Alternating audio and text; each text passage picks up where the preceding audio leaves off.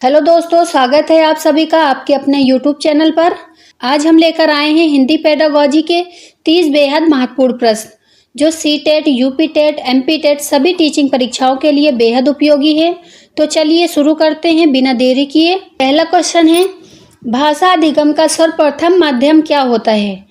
भाषा अधिगम का सर्वप्रथम माध्यम मौखिक भाषा होता है। इसमें बच्चा सबसे पहले मौखिक भाषा सीखता है, इसलिए यह अधिगम का पहला माध्यम होता है। इसका राइट आंसर है ऑप्शन बी, मौखिक भाषा। नेक्स्ट क्वेश्चन, भाषा के विकास में सबसे महत्वपूर्ण भूमिका किसकी होती है? भाषा के विकास में सबसे महत्वपूर्ण भूमिका परिवार की होती है। इसमें बच्चा सबसे पहले भाषा अपने परिवार से सीखता है, इसलिए इसकी भूमिका सबसे महत्वपूर्ण मानी जाती है। इसका राइट आंसर है ऑप्शन बी, परिवार की। शिशु में भाषा विकास किस प्रक्रिया से होती है? शिशु में भाषा विकास अनुकरण प्रक्रिया से होती है। इसमें छोटे बच्चे बड़ों की बातें सुनकर और बोलकर सीखते हैं, इसलिए अनुकरण भाषा विकास का मूल आधार है। इसका राइट आंसर है ऑप्शन ए, अनुकरण। नेक्स्ट क्वेश्चन, हिंदी शिक्षण का प्रमुख उद्देश्य क्या है? हिंदी शिक्षण का प्रमुख उद्देश्य संप्रेषण कौशल विकसित करना है। हिंदी शिक्षण का मुख्य उद्देश्य है छात्र में अच्छे संप्रेषण कौशल का विकास करना। इसका राइट आंसर है ऑप्शन सी, संप्रेषण कौशल विकसित करना। नेक्स्ट क्वेश्चन, भाषा कौशलों की कुल संख्या कितनी होती है? भाषा कौशलों की कुल संख्या 4 होती है। पहला है सुनना, दूसरा है बोलना, तीसरा है पढ़ना और चौथा है लिखना। इसका राइट आंसर है ऑप्शन सी, 4। नेक्स्ट क्वेश्चन, मातृभाषा अधिगम की सर्वश्रेष्ठ विधि कौन सी है? मातृभाषा अधिगम की सर्वश्रेष्ठ विधि प्रत्यक्ष अनुभव विधि है। प्रत्यक्ष अनुभव विधि में बच्चे चीज़ों को देखकर, सुनकर और महसूस करके सीखते हैं। इसका राइट आंसर है ऑप्शन सी, प्रत्यक्ष अनुभव विधि। भाषा शिक्षण में संधानात्मक विधि किस पर बल देती है?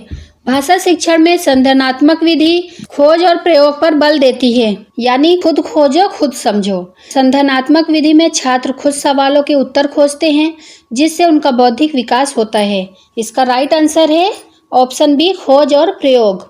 शिशु के भाषा विकास में कौन सा काल सर्वाधिक संवेदनशील होता है?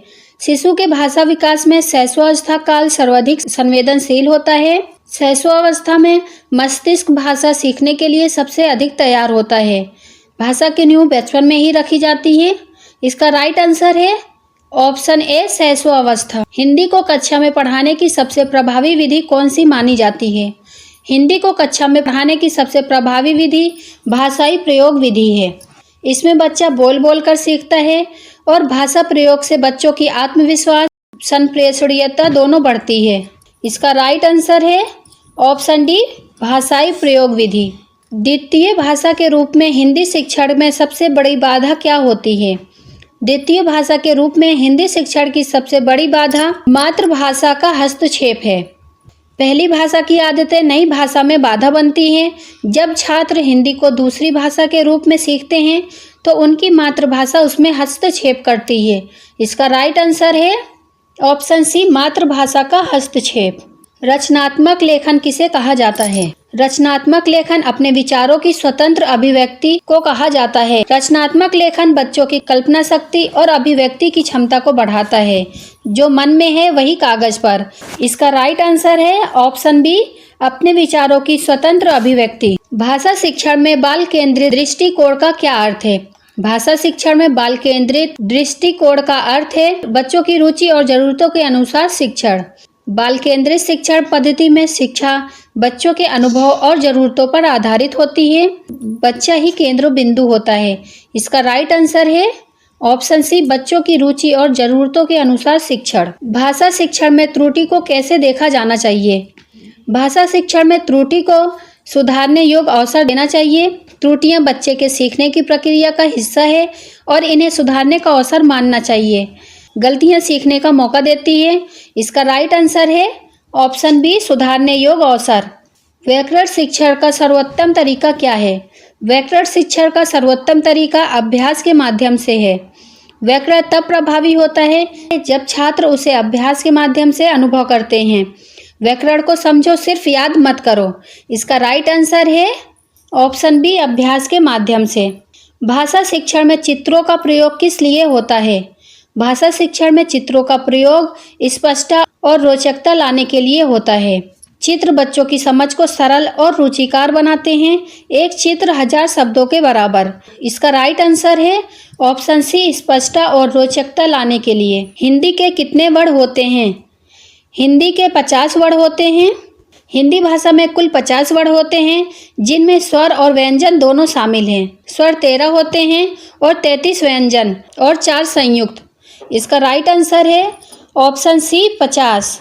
शिक्षण में मूल्यांकन का मुख्य उद्देश्य क्या होता है? शिक्षण में मूल्यांकन का मुख्य उद्देश्य छात्र की प्रगति जानना होता है। मूल्यांकन छात्र की सीखने की प्रगति को जानने का माध्यम होता है। इसका राइट आंसर है ऑप्शन बी, छात्र की प्रगति जानना। हिंदी में श्रवण कौशल का तात्पर्य है। हिंदी में श्रवण कौशल का तात्पर्य ध्यान पूर्वक सुनना है। श्रवण कौशल में छात्र ध्यान पूर्वक सुनकर जानकारी ग्रहण करते हैं। सुनना भी एक कला है। इसका राइट आंसर है ऑप्शन बी, ध्यान पूर्वक सुनना। मातृभाषा शिक्षण में सबसे प्रभावी माध्यम क्या है? मातृभाषा शिक्षण में सबसे प्रभावी माध्यम अनुभव आधारित क्रियाएं हैं।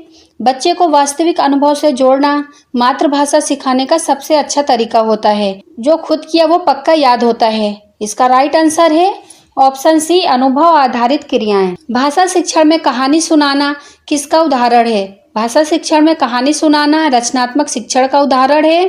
कहानियां बच्चों की कल्पना शक्ति और भाषा दोनों को विकसित करती है। इसका राइट आंसर है ऑप्शन सी, रचनात्मक शिक्षण। हिंदी में वर्णों को उच्चारण के आधार पर क्या कहा जाता है? हिंदी में वर्णों को उच्चारण के आधार पर ध्वनि कहा जाता है। वर्ण जब उच्चारित होते हैं तो उन्हें ध्वनि कहा जाता है। इसका राइट आंसर है ऑप्शन बी, ध्वनि। भाषा एक सामाजिक व्यवहार है। यह किसका कथन है? भाषा एक सामाजिक व्यवहार है। ये वाइगोस्की का कथन है। वाइगोस्की के अनुसार भाषा समाज में सीखने और सोचने का माध्यम है। इसका राइट आंसर है ऑप्शन बी, वाइगोस्की। भाषा विकास में खेलों की भूमिका क्या है? भाषा विकास में खेलों की भूमिका संवाद में सहायक है। भाषा विकास में खेल बच्चों को संवाद और अभिव्यक्ति में कुशल बनाते हैं। खेल खेल में बात बनती है। इसका राइट आंसर है ऑप्शन सी, संवाद में सहायक। बाल साहित्य किसे कहते हैं? बाल साहित्य बच्चों के लिए सरल रुचिकर साहित्य है। बाल साहित्य बच्चों की रुचि, उम्र और समझ के अनुसार तैयार किया जाता है। इसका राइट आंसर है ऑप्शन बी, बच्चों के लिए सरल रुचिकर साहित्य। हिंदी में लिपि का अर्थ है। हिंदी में लिपि का अर्थ है लिखने की पद्धति। भाषा को लिखने की पद्धति को लिपि कहा जाता है, जैसे देवनागरी लिपि। इसका राइट आंसर है ऑप्शन सी, लिखने की पद्धति। भाषा शिक्षण में कहानी लेखन किस प्रकार की गतिविधि है? भाषा शिक्षण में कहानी लेखन रचनात्मक प्रकार की गतिविधि है। कहानी लेखन बच्चों की कल्पना शक्ति को पंख देता है और उन्हें अभिव्यक्ति का माध्यम देता है। इसका राइट आंसर है ऑप्शन सी, रचनात्मक। हिंदी भाषा की मानक लिपि कौन सी है? हिंदी भाषा की मानक लिपि देवनागरी है। हिंदी भाषा को लिखने के लिए देवनागरी लिपि का प्रयोग किया जाता है। इसका राइट आंसर है ऑप्शन सी, देवनागरी। भाषा शिक्षण में शुद्ध उच्चारण के लिए क्या आवश्यक है? भाषा शिक्षण में शुद्ध उच्चारण के लिए अभ्यास आवश्यक है। अभ्यास से ही उच्चारण सुधरता है। नियमित अभ्यास से ही छात्र शुद्ध उच्चारण करना सीखते हैं। इसका राइट आंसर है ऑप्शन सी, अभ्यास। कहानी सुनने से कौन सा कौशल सबसे अधिक विकसित होता है? कहानी सुनने से श्रवण कौशल सबसे अधिक विकसित होता है। इसमें सुनकर समझने की शक्ति बढ़ती है। कहानी सुनने से बच्चों का श्रवण कौशल मजबूत होता है। इसका राइट आंसर है ऑप्शन बी, श्रवण। भाषा अधिगम में छात्र त्रुटियां क्या दर्शाती हैं? भाषा अधिगम में छात्र की त्रुटियां सीखने की प्रक्रिया दर्शाती है। गलती यानी सीखने की। छात्र की त्रुटियां यह दिखाती है कि वह सीख रहा है और प्रगति कर रहा है। इसका राइट आंसर है ऑप्शन सी, सीखने की प्रक्रिया। लास्ट क्वेश्चन, बालकों को भाषा किस रूप में सिखाई जानी चाहिए? बालकों को भाषा खेल खेल में सिखाई जानी चाहिए। बच्चों को खेल खेल में सिखाई गई भाषा हमेशा ज़्यादा प्रभावी होती है। खेल खेल में बच्चा जल्दी और आसानी से सीख जाता है। इसका राइट आंसर है ऑप्शन बी, खेल खेल में। तो साथियों, ये थे हिंदी पेडागॉजी के 30 बेहद ज़रूरी प्रश्न।